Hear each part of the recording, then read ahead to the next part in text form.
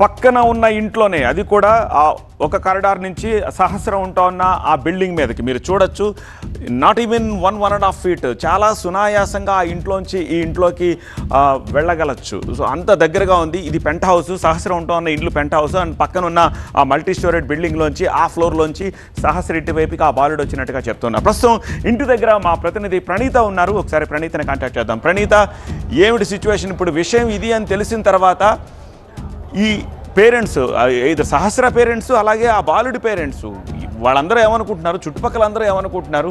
ఒక 10వ తరగతి చదివే చిన్న బాలుడు ఈ హత్యకు పాల్పడ్డాడు అని చెప్పి తెలిసిన తర్వాత లోకలైట్స్ రెస్పాన్స్ ఎలా ఉంది, వాళ్ళ పేరెంట్స్ రెస్పాన్స్ ఎలా ఉంది? సో బాలుడి పేరెంట్స్ అండ్ బాధితురాల పేరెంట్స్ ఇద్దరిని కూడా ప్రజెంట్ పోలీసులు తమ అదుపులోనే తీసుకొని విచారిస్తున్నటువంటి పరిస్థితి.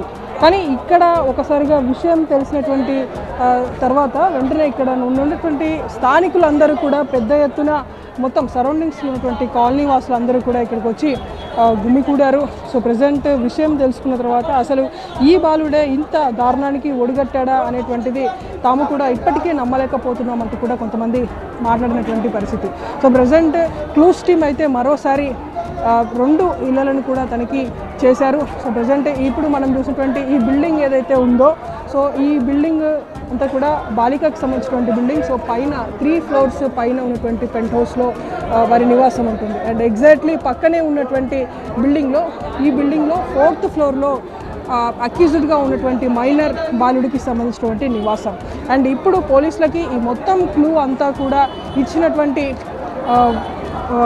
వన్ ఆఫ్ ద విట్నెస్కి సంబంధించినటువంటి రెసిడెన్స్ చూస్తే ఈ బాలిక ఉంటున్నటువంటి బిల్డింగ్లో 1st floorలో ఆమె నివాసం ఉంది. సో తను ఒక సాఫ్ట్వేర్ ఇంజనీర్గా పనిచేస్తుంది. ఇన్సిడెంట్ జరిగినటువంటి రోజు తనకి ఎలాంటి శబ్దము వినిపించలేదని, ఆ రోజు ఎప్పుడైతే సహస్ర మర్డర్ జరిగిందో ఆ రోజు సాయంత్రమే TV9తో కూడా ఆ సాఫ్ట్వేర్ ఇంజనీర్ మాట్లాడినటువంటి పరిస్థితి. ఆ తర్వాత పోలీసులు వచ్చి ఫ్రీక్వెంట్గా స్టేట్మెంట్స్ తీసుకుంటున్నటువంటి క్రమంలో ఆమె ఇచ్చినటువంటి క్లూనే ఇప్పుడు మొత్తం ఈ కేసు ఛేదించేందుకు అత్యంత క్రూషియల్ ఎవిడెన్స్గా మారింది. ఆ రోజు ఆ బాలుడిని ఇంటి సైడ్ చూశాను అని ఆమె చెప్పినటువంటి స్టేట్మెంట్ని బేస్ చేసుకొని ఆ బాలుడిని పోలీసులు అదుపులోకి తీసుకొని విచారించగా అసలు నిజం బయటపడింది. సో ప్రజెంట్ ఇదే బిల్డింగ్లో 1st floorలో సాఫ్ట్వేర్ ఇంజనీర్ ఉంటుంది. సో మొత్తం ఈ బిల్డింగ్లో ఉన్నటువంటి వాళ్ళందరినీ కూడా అనేక కోణాల్లో పోలీసులు ప్రశ్నించారు. వారి నుండి అనేక రకాలైనటువంటి స్టేట్మెంట్స్ తీసుకున్నారు. మొత్తం ఈ 3 floors ఒక్కొక్క ఫ్లోర్కి 2 houses ఉంటాయి. ఈచ్ హౌస్లో ఉన్నటువంటి ప్రతి ఒక్కరిని కూడా, అంటే చిన్న వయసు ఉన్నటువంటి వారి నుండి పెద్ద వయసు ఉన్నటువంటి వారి వరకు ప్రతి ఒక్కరిని కూడా విచారించి వాళ్ళు ఇచ్చినటువంటి ప్రతి స్టేట్మెంట్ను కూడా క్షుణ్ణంగా వెరిఫై చేసిన తర్వాత టకేలకు ఆ సాఫ్ట్వేర్ ఇంజనీర్ ఆ బాలుడిని చూశాను అని చెప్పినటువంటి స్టేట్మెంటే పోలీసులకు ఈ కేసులో అత్యంత ఎవిడెన్స్గా, అత్యంత కీలక పరిణామంగా, టర్నింగ్ పాయింట్గా మారిందని చెప్పొచ్చు. సో ఆ సాఫ్ట్వేర్ ఇంజనీర్ ఇచ్చినటువంటి ఇన్ఫర్మేషన్ ఆధారంగా ఇదే బిల్డింగ్లో నివాసం ఉన్నటువంటి 4th floorలో బాలుడు ఎవరైతే ఉంటారో సో అతన్ని అదుపులోకి తీసుకున్నారు. సో వాళ్ళ స్టైల్లో పోలీసులు ప్రశ్నించగా అసలు నిజాన్ని బాలుడు పోలీసుల ముందు కన్ఫెస్ చేశాడు. మొదట అతడు పోలీసుల విచారణను తప్పుపట్టించేందుకు అనేక ప్రయత్నాలు చేశాడు. కానీ పోలీసులు తనదైనటువంటి శైలిలో విచారించగా అసలు నిజం బయటపడింది. వాళ్ళు ఏదైతే ఆ బాలుడు రాసుకున్నటువంటి డైరీని సైతం పోలీసులు స్వాధీనం చేసుకున్నారు. ఆ బాలుడు నోట్బుక్లో ఈ పేపర్ని రాసుకున్నట్లుగా కూడా పోలీసులు చెప్తున్నారు. సో ఆ పేజ్ని అంతా కూడా చదివితే ఒక్కసారిగా పోలీసులకు సైతం దిమ్మ తిరిగినటువంటి పరిస్థితి. సో అందులో ఉన్నటువంటి ప్రతి ఒక్క అంశాన్ని, ఏదైతే తను వేసుకున్నటువంటి ప్లాన్ అంతా కూడా క్లియర్ కట్గా ఎగ్జిక్యూట్ చేసేందుకు ఎంట్రీ నుండి ఎగ్జిట్ వరకు ఉన్నటువంటి అన్ని ప్లాన్ అంతా కూడా ఎగ్జిక్యూట్ చేసేందుకు తనతో పాటు నైఫ్ని తీసుకెళ్లాడు. ఆ తర్వాత హత్య చేసిన తర్వాత బాలికను కంప్లీట్గా బెడ్షీట్లో ఎలాంటి అనుమానం రాకుండా చుట్టేసినటువంటి పరిస్థితి. సో ఒకసారిగా ఇక్కడ ఉన్నటువంటి కొంతమంది స్థానికులు ఉన్నారు, వీరితో ఒకసారి మాట్లాడే ప్రయత్నం చేద్దాం. అంటే సో ఎట్లా చూస్తారు ఇంత ఇన్సిడెంట్ జరిగిందంటే? ఒక 10th class బాలుడు ఇట్లాంటి ఇన్సిడెంట్ చేసిందంటే మీరు నిజంగా నమ్ముతారా? ఎంత షాకింగ్గా ఉందా? ఎట్లా ఉంది? నమ్ముతామంటే కొన్ని బట్టి నమ్మాల్సి వచ్చిందండి. నమ్ముతాం అనేది ఏముందంటే ఇప్పుడు అతను వయసు మించి కాదు, ఇప్పుడు ఏముంది, ఇప్పుడు చిన్న పిల్లగాళ్ళు చేస్తూనే ఉన్నారు. ఏదంటే మెయిన్ స్కూల్ నుంచి రాగానే ఫస్ట్ ఫోన్కి అడిక్ట్ అవుతున్నారు. ఫస్ట్ పబ్జీ ఒకటి వచ్చింది, దాని తర్వాత ఫ్రీ ఫైర్ వచ్చింది. ఇలాంటి గేమ్స్ చూడటం, అవి పాటించడం సక్సెస్ అవుతుందా అవ్వట్లేదా, సక్సెస్ అయితే దాన్ని ఎలా ఇంప్లిమెంట్ చేయాలి, ఫస్ట్ వాళ్ళ మీద చేసుకున్నారు, తర్వాత ఎయిట్ మీద చేస్తున్నారు. అంతే. ఈ కాలనీలోనే ఉంటారా మీరు? నేను ఇక్కడ ఉన్నాను, నాది అక్కడ ఆఫీస్. నేను ఇక్కడ వీడియో జరిగితే మా ఆఫీస్ పక్కన జరిగింది, మాకు తెలియకపోవటం ఏందనే దానికోసం వచ్చాను అనమాట. అంటే మీరేం చెప్తారు, అంటే ఇంత చిన్న పిల్లలు ఈ స్థితిలో చేసిండ్రు అంటే మీరు ఎట్లాంటి ఏం ప్రభావం చూపింది అనుకుంటారు మీరు? మీరేం చెప్తారండి? ఏం చెప్పేది అండి మేడం, స్పాట్లో మనం తీసేయాలి అంతే. మాకైతే లేదా ఇక్కడ అప్పు చెప్పండి. ఇప్పుడు ఆ పిల్ల మేడం అసలు చెయ్యని నేరానికి ఎంత దారుణంగా నరకం అనిపించుంటుంది. 25 కత్తిపోట్లు అంటే మెడ దగ్గర పొట్ట మీద చూసిన వాళ్ళు చెబుతున్నారు. ఇక్కడ పేగులు బయటకు వచ్చినాయి అంటే అంత కసి ఉంటుంది మేడం. ఇప్పుడు మామూలుగా చంపేసి వెళ్ళిపోయిందని అనుకోవచ్చు. వాడు డబ్బులు తీసుకునేవాడు ఇబ్బంది అనుకుంటే చంపేసేసి వెళ్ళిపోతే కొనవుపురి తన బతికేదేమో కదా. స్కూల్ సెలవు కదా, ఇంట్లో ఉండి ఎంజాయ్ చేద్దాం అనుకున్న పిల్ల అసలు అట్లా అయిపోయిందంటే అసలు తట్టుకోలేకపోతున్నాం ఫస్ట్. అసలు అది ఇప్పుడు పిల్లలు మాకు అందరికీ ఉంటారు పిల్లలు. ఇప్పుడు పిల్లల్ని ఎవరిని స్కూల్కి పంపించాలన్నా భయమే, ఎటన్నా ఇంట్లో వదిలిపెట్టి బయటకు వెళ్ళాలన్నా భయమే. లాక్లేసి వెళ్తున్నాం మేడం. ఇప్పుడు 5 రోజుల నుంచి అసలు ఏం జరుగుతుంది ఏంటి అసలు ఈ ఏరియాలో? ఇది అంతకుముందు అక్కడ ఒక మర్డర్ జరిగింది, ఈ ఏరియాలో ఇది 3వది. ఇది ఇదే ఏరియాలో ఉంటారు ఇప్పుడు మేము ఎదురుగా ఉంటాం మేడం, స్కూల్ ఎదురుగా. ఈ ఇష్యూస్ ఇది 3వది జరుగుతుందంటే అసలు ఈ ఏరియాలో ఏం జరుగుతుంది అన్నది మాకు అర్థం కావట్లా. నేను 18 ఏళ్ళు ఈ ఏరియాకి వచ్చి నేను బాలుడిని చూసిండ్రా ఎప్పుడన్నా? ఎవరికి తెలియదు మేడం, మాకెవరికి తెలియదు అసలు. ఇప్పుడు స్కూల్ విద్యార్థి అనేది ఏ స్కూల్ కూడా తెలియదు. స్కూల్ 10th క్లాస్ పిల్లవాడని కానీ అంటున్నారు, ఇప్పుడు రావు హై స్కూల్ పిల్లవాడు అంటున్నారు. మరి అది ఒకటి మాత్రం నిజం మాత్రం, వాడిని మాత్రం గట్టిగా శిక్షించాలి. గట్టిగా శిక్షించడం అంటే ఇంకేం లేదు. ఇది అంటారు చేసా, ప్రాణానికి ప్రాణమే సమాధానం అన్నట్టుగా ఆ పిల్ల న్యాయం జరగాలి. ఇక్కడ మైనర్ బాలుడు అయిపోయింది కదా. ఏ మైనర్ మేడం? నేరం చేసిన తర్వాత మైనర్ ఏంటి అసలు? నేరం చేసే నేర ప్రవృత్తి ఉన్నవాడు మైనర్ అయితే, మేజర్ అయితే, మైనర్ అయితే ఇంకా డేంజరు. వాడికి ఏమైతే ఇప్పుడు తీసుకెళ్ళి మైనర్ అయి వదిలేస్తారు. రేపు పొద్దున ఆడేంటి, నన్ను ఏం బీకారు అంటాడు. నన్ను ఏం బీకారు ఎంత చేసినా కానీ చెప్పి వాడు దాన్ని వృత్తిలాగా ఎంచుకుని పైకి వెళ్తాడు, ఎదుగుతాడు. ఆడ దాంట్లో ఆపరేషన్ డాన్ అని పెట్టాడంటే అర్థం చేసుకోండి. వాడికి డాన్ అవ్వాలని ఉంది మైండ్ సెట్లో. ఇప్పుడు ఆ లెటర్ మీరు చూపిస్తున్నారు కదా మీడియాలో, ఆపరేషన్ డాన్ అని హెడ్డింగ్ ఉంది. ఆపరేషన్ డాన్ అని ఇప్పుడే 10th క్లాస్లోనే పెట్టుకున్నాడంటే వాడు జైలు నుంచి వచ్చినాక కానీ మేజర్ అయినాక కానీ ఆ డాన్ మూడ్లోనే ఉంటాడు. ఏం చేయాలి, నేను డాన్ అవ్వాలంటే ఏం చేయాలని ఆ నేర ప్రవృత్తిలోనే వెళ్తాడు. దాన్ని మీరు ఎవరన్నా ఆపుతారా? ఇంటెన్షనల్గా ఉన్న మైండ్ సెట్ని ఆపుతారా? ఎవరన్నా మీరు ఆపగలరా? నేనేం ఆపగలనా? వాడు ఆ తర్వాత ఏం చేస్తాడో తెలియదు. జైల్లో ఉండి ఒకవేళ స్కూల్లో అక్కడ చదువుతాను కానీ అక్కడ ఏం చేస్తాడో కూడా తెలియని పరిస్థితి కదా. ఆ మైండ్ సెట్ అనేది అలా ఉంటుంది కదా. ఇక అది ఉంటే అది పురుగులాగా తొలుస్తూనే ఉంటుంది మేడం. అది ఉండకుండా చేయటమే కరెక్ట్. అది అది ఇక్కడ ఉన్నటువంటి స్థానికులు చట్టాలు అడ్డవుతున్నాయి అనుకున్నప్పుడు తీసుకొచ్చి ఇక్కడ అప్పచెప్పేసేయండి. ప్రజాస్వామ్యం అంటున్నారు కదా, ప్రజలకు అప్పచెప్పండి, తీసుకొచ్చి వాళ్ళు న్యాయం చేస్తారు. చెయ్యకాలో తీసేస్తే అలా ఉండిపోతే తెలిసిపోద్దండి. ప్రజలందరికీ చెప్తే ఈ అబ్బాయి ఇంత చిన్న వయసులో ఇంత పని చేయడండి. అది ఇక్కడ ఉన్నటువంటి స్థానికులు వ్యక్తం చేసినటువంటి ఆగ్రహం. నిందితుడు మైనర్ అయినంత మాత్రాన వదిలిపెట్టాల్సినటువంటి అవసరం లేదు. మైనర్ అని చెప్పేసి వదిలిపెడితే రేపొద్దున మేజర్ అయిన తర్వాత కూడా ఇదే స్థితిలో అతడి మైండ్ సెట్ కొనసాగేటువంటి అవకాశం ఉంటుందని చెప్పేసి ఇక్కడ ఉన్నటువంటి స్థానికులు కూడా చెప్తున్నటువంటి వర్షన్. మరోవైపు పోలీసులు ఇక్కడ ఉన్నటువంటి వాళ్ళందరినీ కూడా చెదరగొట్టేటువంటి ప్రయత్నం చేస్తున్నారు. ఎందుకంటే పెద్ద ఎత్తున ఇక్కడ గుమికూడు ఉన్నటువంటి పబ్లిక్ని అంతా కూడా తరలించేటువంటి ప్రయత్నాన్ని పోలీసులు ఇక్కడ చేస్తున్నటువంటి దృశ్యాలు చూస్తున్నాము. ఎందుకంటే ఇన్సిడెంట్ విషయం తెలుసుకున్న తర్వాత దాదాపు వందలాది మంది సరౌండింగ్స్లో ఉన్నటువంటి స్థానికులు, కేవలం ఈ కుకట్పల్లి సరౌండింగ్స్లో ఉన్నటువంటి వాళ్ళే కాదు, రిమైనింగ్ పక్క కాలనీలో ఉన్నటువంటి వాళ్ళు కూడా మొత్తం ఇంటి లొకేషన్ని తెలుసుకొని ఇక్కడికి వచ్చి మొత్తం అంతా కూడా తెలుసుకొని వారి ఒపీనియన్స్ని అయితే ఇక్కడ షేర్ చేస్తున్నారు.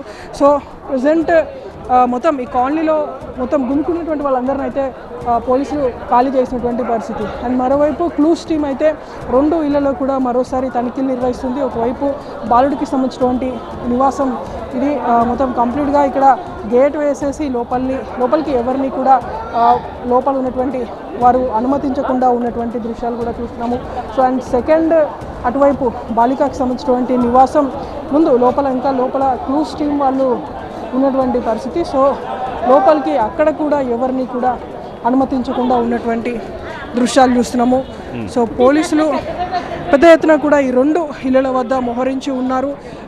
ఇటు వన్స్ ఈ కాలనీ ఎంట్రన్స్లోకి చూస్తే వందలాది మంది స్థానికులు మనకి ఇక్కడ కనిపిస్తున్నారు. బాలిక నివాసం ఇంటి ముందు ఉన్నటువంటి పరిస్థితి ఇది. రోడ్డుకి ఇటువైపులా రెండు వైపులా కూడా కంప్లీట్గా క్రౌడ్తో మొత్తం ఈ కాలనీ అంతా కూడా నిండిపోయి ఉంది. సో పోలీసులు వీళ్ళందరినీ కూడా చేరగొట్టేటువంటి ప్రయత్నం చేస్తున్నారు. బికాస్ సో వీళ్ళ ఇద్దరు ఫ్యామిలీస్కి సంబంధించినటువంటి పేరెంట్స్ని ఆల్రెడీ పోలీసులు కుకట్పల్లి పోలీస్ స్టేషన్లో ఉంచి వారి నుండి ఇంకా స్టేట్మెంట్స్ తీసుకుంటూనే ఉన్నారు. సో ఈ తరుణంలో ఇక్కడికి ఇచ్చేసినటువంటి వీళ్ళు ఏదైనా మళ్ళీ law and order situation control తప్పితే కనుక ఇబ్బంది పరిస్థితులు ఎదురవుతాయంటూ కూడా ఇక్కడ ఉన్నటువంటి వారందరినీ కూడా పంపించేటువంటి ప్రయత్నాన్ని అయితే పోలీసులు ఇక్కడ చేసినటువంటి వర్షన్. అండ్ మరోవైపు సో ఇటు సైడ్ మనం చూడొచ్చు బాలికకు సంబంధించినటువంటి నివాసం బయట వ్యక్తులను అయితే ఎవరిని కూడా పోలీసులు లోపలికి అనుమతించడం లేదు. కేవలం పైన ఉన్నటువంటి పెంట్ హౌస్కి అయితే క్లూస్ టీం వాళ్ళు కాసేపు క్రితమే వెళ్ళారు. సో మరికొన్ని ఆధారాల కోసం పోలీసులతో పాటు క్లూస్ టీం మరొకసారి వెళ్ళినట్టు తెలుస్తుంది.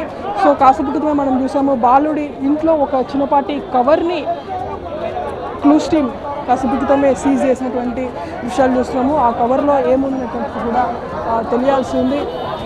సో ఇటు సైడ్ మనం చూస్తే మొత్తం పోలీసులు ఈ కాలనీ రూట్ని అంతా కూడా క్లియర్ చేసేస్తున్నారు.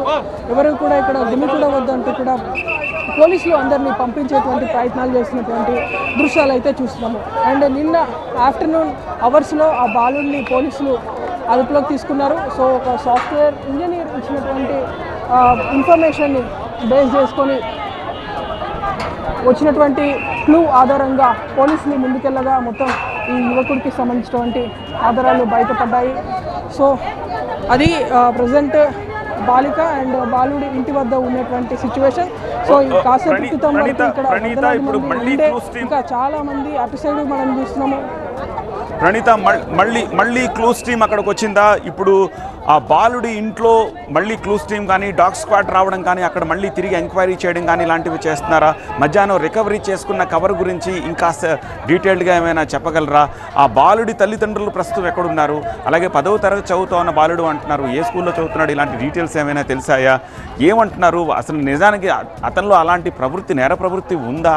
అసలు అతని మైండ్ సెట్ ఏమిటి? అతను రాసుకున్న ఆ లైన్స్ని చూస్తే పేపర్లో దాన్ని బట్టి అర్థమవుతుంది అతని క్రిమినల్ మైండ్ సెట్, లేకపోతే ఒక ప్రీ ప్లాన్డ్ రెక్కీ చేసి ఇదంతా చేశాడు అని చెప్పేసి. సో దాని గురించి ఏమనుకుంటున్నారు అక్కడ వాళ్ళు?